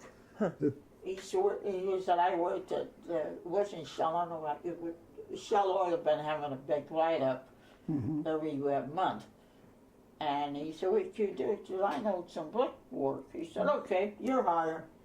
That was in the 20s, wasn't it? Yeah, and he was making $4.50 a day. Yeah. $4.50 a day. Yes. Yeah. And so anyway, With 10 kids. yeah. Wow. So anyway, some fella said, I'll give you a ride, give me $5 a month. I said, okay. So this fellow used to pick him up and take him to work. But my dad was a worker. Well, both your dads were workers. Yeah, very much so. Well, there wasn't any welfare Section 8 housing or nothing. It was on your own. You had to take care of yourself. That's Today, they got so many government help programs. You had no choice. If they told you to go pick fruit or something, you wouldn't pick fruit. Right. Or you weren't hungry. Sure. You know, I suffer with ingrown toenails. So this time I said I was twice operated on. And the third time I said, oh God. And those days the county was open on Saturday half a day, because you usually work 9 hours, so half a day on Saturday. So I went to the office of the Social Service Department, and the woman who was in charge, her name was McCord. I said, I'd like to have a permit to go to the county hospital. And I told the whole story. Oh, she said, I can't give you that, because she said, your father worked and you guys couldn't afford it. But I said, if I gave you a beautiful nightgown, you would give me a permit, wouldn't you? I knew all her background already. And funny, she said, oh no. The next day I got a permit. I said to my mother, I got a permit to go to con. No, she said, we could afford it. No, no. I said, Mom, you've been paying enough. I'm going to go. I was operated and all that. 2 days later, they arrested her. Not through me. Some woman from Rodeo wanted to go to the hospital. Mm-hmm. And she said, I can't give her a permit. But she had a diamond ring. He said, if you give me the diamond ring, I'll give you a permit. Huh. So at that time, the sheriff department was downstairs, so she get the permit, she go downstairs and turn her in. After she got the permit. And they arrested her. Wow. But she didn't serve no time, but she could not work for any public department again. the state, federal, and she went to Sacramento. She died in Sacramento, yeah. That was when Sheriff Eel was sheriff, probably. Yeah, oh yeah, Vail. Was Rube McNamara and Jimmy Mack, they worked in his office, and his son Billy. Yeah. They would have quite a time, those guys. There were a lot of volunteers in those days, and he made everybody that was trustworthy a volunteer. And if he belonged to a lodge, and they were good sources of help in investigations. So they gave out a lot of badges. Oh, from the sheriff's department, they had volunteers? They didn't have many Paid full-time staff, deputies, no. And no money, you know. Yeah. And you know, on Saturday night, where the great building is, they would close up and they would have Saturday night street dancing, remember? Oh yeah, Where right was in front that? of there was Where a big was dance. that? The plaza right in front of Sure, on between Main the Street. Sharkey building and the old So they'd have big bank dances. building now was courthouse in those days. Right. But that would be all of the street dances would be held there. Is that when you were teenagers? Teenager. And then on a week before Christmas, Charlie Palmer became Santa Claus. Yeah. And we go there, and they give us apple, oranges, and candy, and everything. Yeah. It was better now than that time. They gave big bags of stuff to people. Vanny, too, was another one who did a lot. Vanny, built the street superintendent. Yeah, he did built the park on Talbot Street. And then the Ray family took over, you know, when he died, you remember? Well, yeah, that was the kid. The old man worked for the water department, and they had no maps. He was the only one who knew where the water pipes were. Oh, really? Only one guy? Fire him. They couldn't fire him. No, because they'd have to go look him up. And the grandfather worked with my dad at Tidewater. Oh, yeah? Oh, Howard? Yeah. Well, they worked for Winkleman, too, in the slaughterhouse out there on where Howe Road is now. There was a slaughterhouse there. Santa Fe was the last street on Mountain View where you're going out Pacheco Boulevard. Right. Yeah. And down in the hollow there, because my dad he'd buy goats or something for him. He'd kill them and skin them out, and he'd have a picnic over Rankin Park in Pacheco. It was in summertime we're busy. We were busy our family. We had feather mattress. Oh. And every, you know, we were out of school as kids, my mother would always put new line. She rip everything, gets a feather, feather them out, and then she put a new line. I hated that. And then all the canning. Yes, all the canning, summertime, of course. All the canning we did. My mother made tomato paste and everything. She pickled bell peppers. My dad caught salmon. She fixed salmon with salt. Yeah. And then when she made pizza, so to use and all the stuff, she put the salmon in each on top of the pizza. Yeah. And the pizza was thick. And everybody would like to come. They love my mother's pizza. Her pizza was so light. And we used to say, Mom, how many cup of flour? I don't know what to do. No measurement. No recipe. No. Yeah, yeah. In the olden days, though, when the fishermen, the season was over, they'd throw a big party, invite the public up to the Rankin Park. Oh. Yeah. And they'd free big salmon sandwich with a half a loaf of French bread, you know. Big barbecue. And And barbecue. did delicious. people bring things and everybody shared? yes, sure. Was the pool there then? No, no. Well, no, the pool was put in, I think I led the mayor of Oakland, Gildersleeve, and some champion woman swimmer. I met him on a motorcycle out in Franklin Canyon and escorted him up to the park, the Tavan Park they called it. And those days when they opened that swimming pool, it was a big party, a big celebration. Yeah. You on a motorcycle? Yeah, you escorted them I back had to go into out and town? wait for him in and escorted him down there to What the kind of pool. motorcycle did you ride? Harley Davis, a big Big an old 78, one. Yeah, I'm trying to think that was 47 or 48. And so that was wasn't it Vanny Park before it was Rankin Well, Park? Vanny is the guy that, He did all the designing of it, yeah, didn't he? he spent more time working on that park than Yeah. he did the streets, I think. Right, He was right. I went very- to school with their son. He Did you? loved, he David loved, Vanny. he was in all the parades, he'd have an old car or They something. had some great parades downtown. Oh, yeah. Didn't they talk a little bit about the parades, because I remember moving to town and having parades Oh, yeah. and finding that to Well, be they'd such have a... the bands, the marching bands from all over to come to sign up. They'd sign up for the alumni club was responsible for it. Well, what's the Ginny, the kid who lived in Mountain View, the Italian boy that Rice.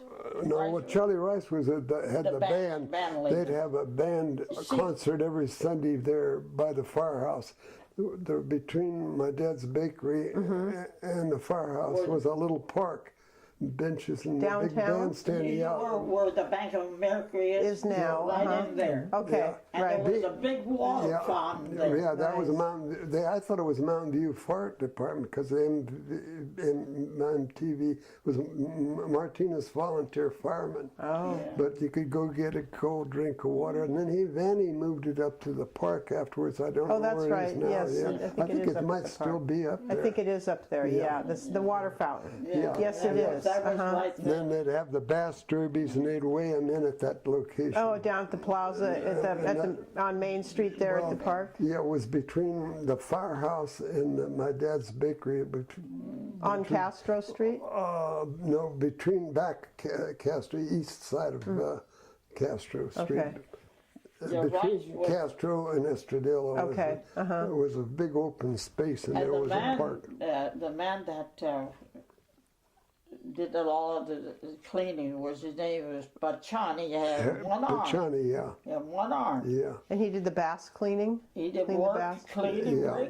He had nice children too. I went to school with Harry, And I went to school with the older one. Melvin. Yeah, I went to school with Melvin Bachani. Wha- And you see, there were one girl, and there was four boys. Mohawk and Mohawk, and Which of the brothers? Jack was that worked in the butcher shop there. There Harry, were four that was boys, Harry. yeah.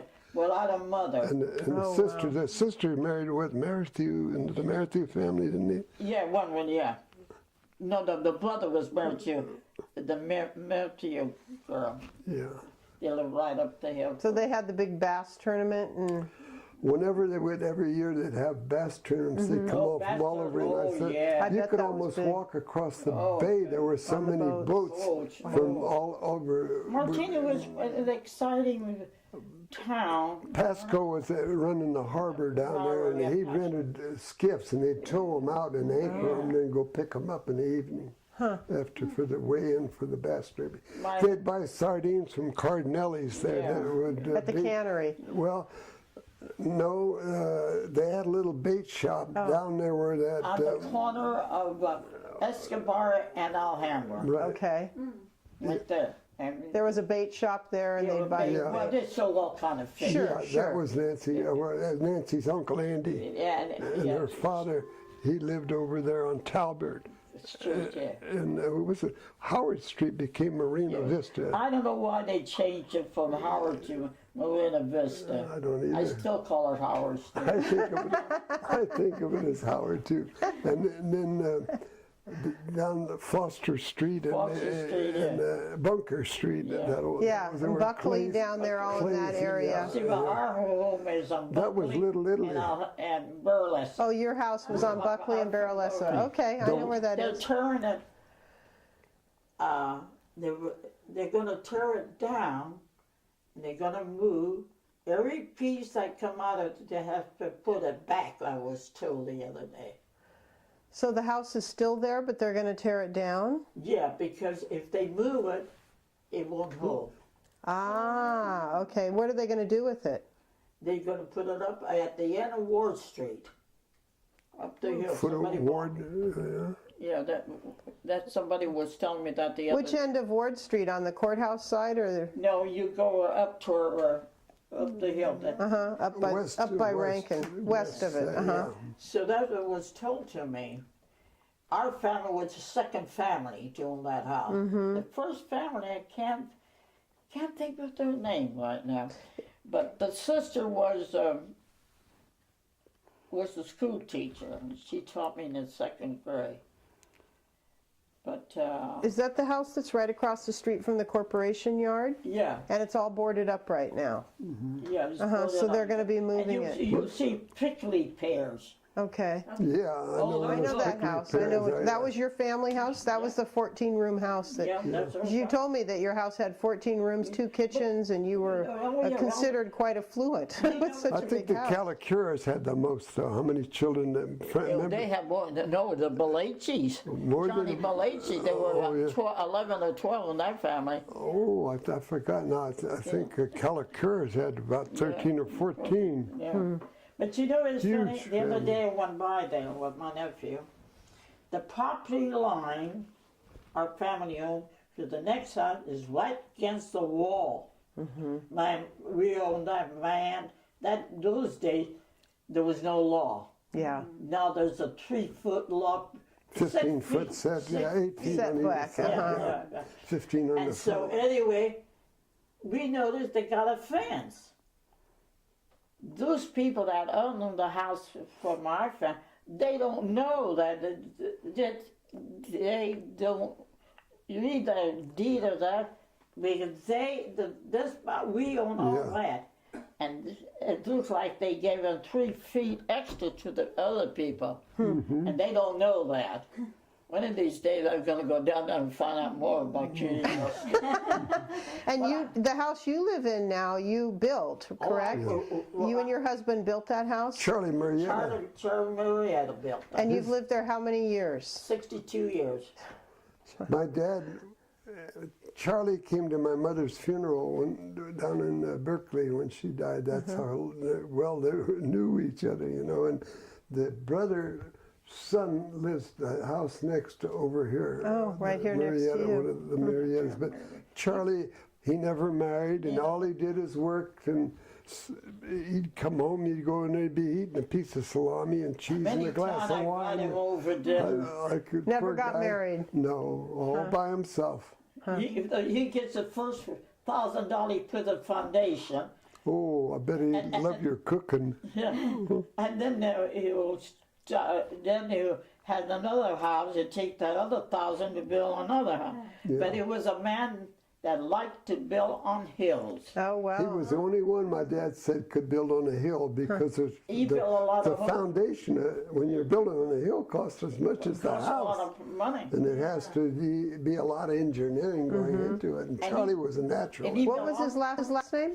Marietta. Marietta. And he built a lot of homes and yeah. Lafayette Yeah. and all through on the hills. He built all those homes. Yeah, Mr. Hilson wanted my dad to build his house, but he said, no, but I'll recommend Charlie. And Charlie knew built to it. build. Yeah. Charlie and I. Yeah. There were But I was smart enough. rivalries in business, but there was still respected each Sure, other very much. sure. You know. Charlie had a lumber yard down here now where the Burger King was. King right there, yeah. Down on that corner, I think he had 5 acres. Those days you could have bought all 5 acres for $5,000.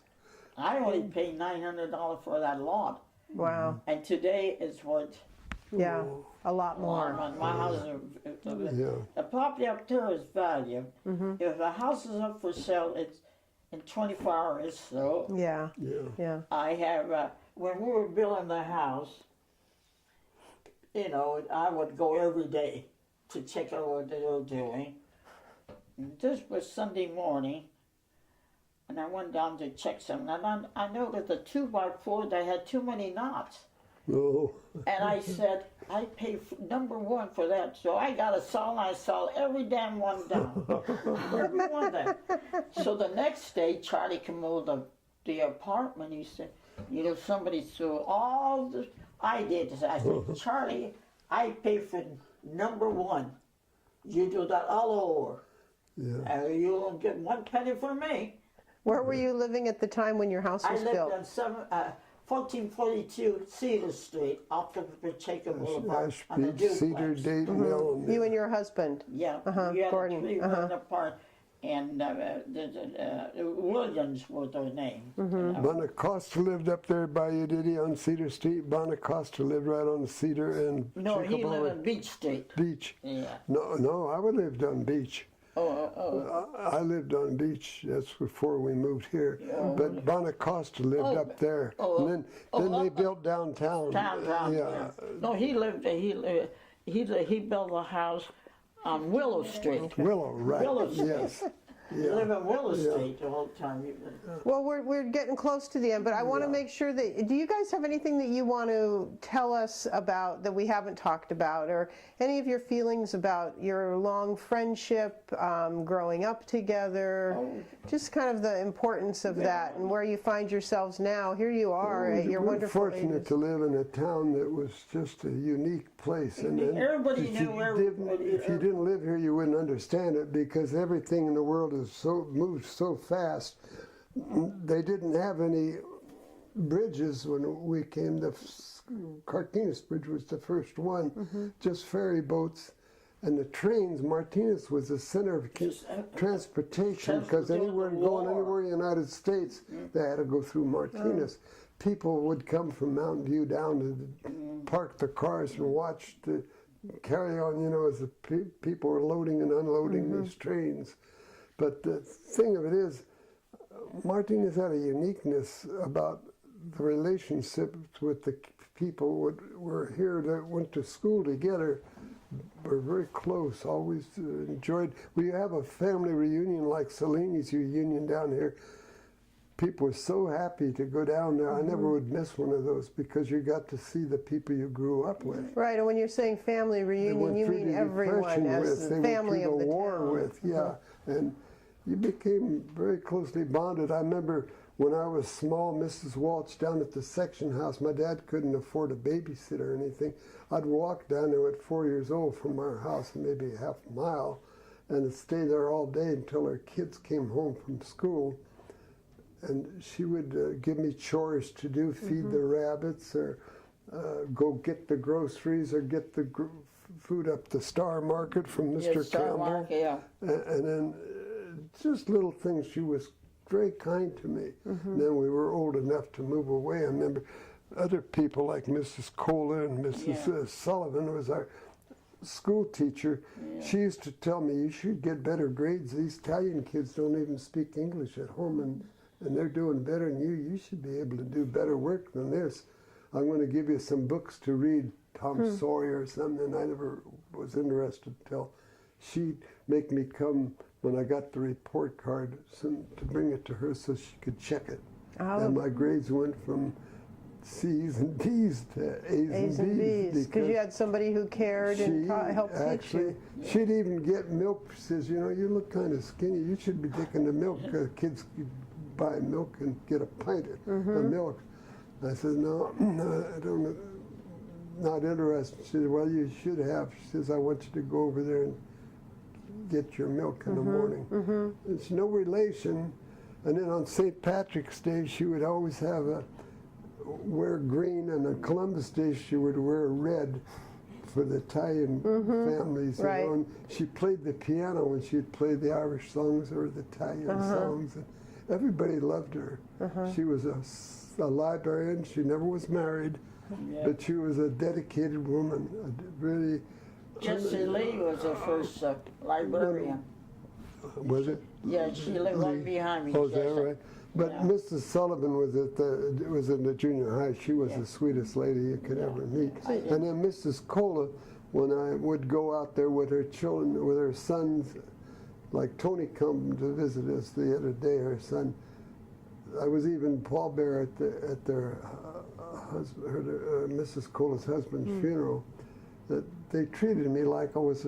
Well, if they were eating, there was no question about it. Yeah. You didn't go home. You come in the Joined house. them at the And table. if I shot something, she could cook it and make a delicious meal out of it. She'd cook the rabbits and pheasants and stuff. You could never do it yourself Yeah. like that. Yeah. Where she could make her raviolis like she does every year. And I don't do just it. well, those days, you did the We did mothers Christmas did that cookies and stuff. everything. Yeah. Yeah. Well, especially for you, John, growing up without having your mom, to Yeah, have people and like that in town that she really took. just was very kind Yeah, to me. yes. We picked rapinis out in Yeah. the fields. We picked Yeah. mushrooms. Oh, yeah, mushroom. Her husband had corn and vegetables that they grew, and she could really prepare them. I bet. When you ate there, and he always had a big salad with a lot of vinegar and olive oil. and We didn't buy the dressing. picked the grapes. He made his own wine.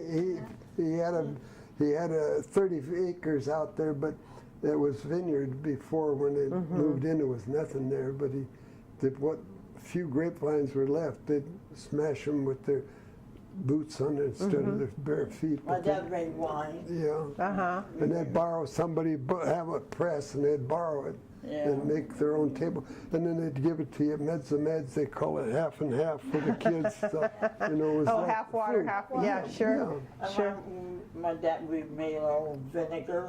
Mm-hmm. Even my mother would make a Kahlua, and we didn't like, she'd take beans With and, coffee beans. and the wine. She cooked it and so forth. It- Well, a lot of the people during Prohibition, like the Colombos, they had their own still out there in Fairview. Oh. And then the Rampoli, they even had the bootleg. My remember dad the would Kona, borrow. the Kona on the Marina Vista, where the Clays were selling them all the sugar. And Oh, yes, where the right. government The came mayor- down. yeah, I was yeah. about 8 or 9 years old, Yeah. and all these people They with raided the it. hammer breaking all broke the all barrels. the whiskey and the wine. and Because of the flooded prohibition. it out into Sure. the gutter. The Yeah. vacuum, what was that? I can't think of its name. Right there in the The- corner, right there. The And big winery. Where was this location? right there. Escobar. isn't it? Downtown? Or it's Howard. I'd forgotten how. Marina Vista. Marina Vista, yeah. What's those South animals Street. that built dams, what they call them? Beavers. Right where the beavers. Oh, okay. There, that building right there. Oh, okay. And we were kids. Colton was the name of the building. Colton The Winery. Colton building. And there was a bunch of hobo, they called them, Yeah. say. And They used to ride the freight cars. my sister-in-law was working there to see what they were doing. So Catherine, my sister-in-law, went home, got a bunch of bottles and gave it all to these hobo, and they got their wine. Oh, sure, So sure. they dumped all the wine on that creek. Oh, right there where the old Bertola's and the Creek Monkey restaurant is. That's pretty great history for them. Well, a lot of the people would distill the wine into grappa and make brandy out of it. Sure. And they were allowed, I think, 200 gallons, 4 barrels for the family if you were, get a permit. If Right. your family, like the Germans drink beer with their families and the Italians My dad drink used to buy wine. the was part grapes of the for dinner. the Hoy family. Yeah, Yeah. the district And attorney. one of the brother was an attorney. Yeah. And Well, so anyway, The son, the but old man even was those district days, my attorney. dad used to take my mother shopping at Port Costa. Right, the Devil Mahoney. And they had a nice business. There's big stores and everything. In Port Costa. Yeah. Port Costa, yeah. All the Irish people live there. Yeah. Okay. Yeah. Well, a lot of Irish like Little Ireland almost. Mahoney, It was almost like In a Port Costa. my dad used to go down there and buy whiskey. He used to go to the church, the Catholic church down there once in a while too. But Neville Mahoney had a still, I guess, somewhere, and go down and get a bottle, $1, I think $1 a pint. My mother was by. I have dishes that my mother had. I have dishes that were 100 years old. Yeah. Glass, and I've been giving them to the nieces, right now. I'm not going to wait. Here, take it. Yeah, take it now. Take it now. There where the big hotel is down there at the foot of the street where the old the Solano and the Contra Costa ferries cross to Benicia. There's a big hotel, and there used to be two brothers that ran that, and they would serve food in the platters made out of that metal, not lead, what do they call it? Pewter platters. Would be red hot, sizzling hot, and it was a very good place to eat. But I used to go there for corned beef. St. Corned beef and Patrick's. cabbage on St. Patrick's. Oh, those days. the Casey's were For $2, you couldn't even eat. Had so much food for So $2. much food. Yeah. And it was loaded. People from all over used to come there, all over. I hated to go. I didn't like that crazy road. I was that afraid. Crockett This was in, Highway. okay, so this, It was It went all the way through down yeah, to the waterfront road. past the They said brickyard. it was about 200 turns. Yeah. Yeah, I suicide. was all like coming home, if you going made over at the edge. But if you met one of those big brick trucks coming from the brickyard, you Hold your breath and pray. Well, thank you both so much. I think Yeah. this is going to be a great history for well. our town to have and for your families to share also and have your Well. memories of your great friendship. Martinez, it was a small town at that time, but it was a happy time. happy town. That's great. If Good way somebody to was describe sick, I'll help Yeah. you. I'll do Yeah. it. They help. Now they stay away. Yeah. Yeah. Well, you're a living testament to what a fantastic Friendship. place. Yeah, friendship and how you can carry that through to No, your whole I- life. Family people at I'm Martinez very- was I'm very lucky. I have a good neighbor, and my family, they all call me. Yes. Now I had to notify Jack where I'm going because I'll get all kind of telephone calls. Because you're I out. wonder where she is. Has she fallen down? Right. Yeah. So it's just, so Jack. They I call do. Jack. yeah. I'm a nephew, Jack. And people call me the other day. Do you have to go shopping? No. If you do, you call me. Call me anytime. Because I Well- was been kind to people. Sure. So just coming back. Yes, that's right. That's Well, the way her it is. nephew is the nicest guy Oh, you could nice. ever meet. He's from Crockett, and he's living up in Oakley now, I guess. Yeah. But just like the rest of the family, you just when you talk to him, he's so proud of his father. He's always talking about his father. He You really know is. that there's a lot of family love in that family. That, Yeah. Now, I usually have Thanksgiving with him. Well, my other nephew, my brother Carl's son lives in David.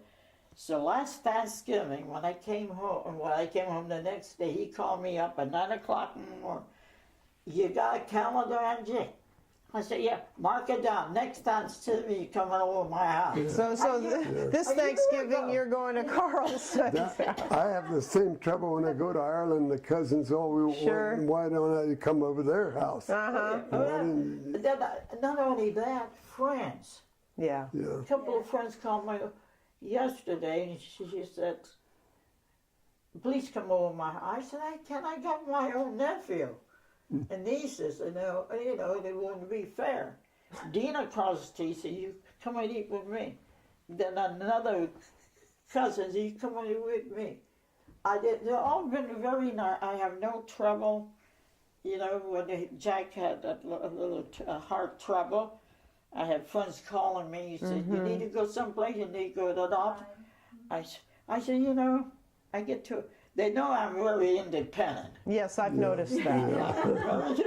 And I said, if I want to go someplace, I'll call a cab. Yeah. He said, don't you ever call a cab. They were all they check on me. Well, that's the kind of town that you grew up in, and it's the kind we live Yeah. in. So is that we done? Just about. respect. Thank you. I think we're at the Well, end of our recording. Well, thank you. Thank I'm you for- glad you got Jenny, and because she knows. This was a fantastic idea, Taking a John. ride with her is Thank you. amazing because she is related will- and knows everybody in town. We might have to do a sequel. We know so many people who are down here. Good, yeah.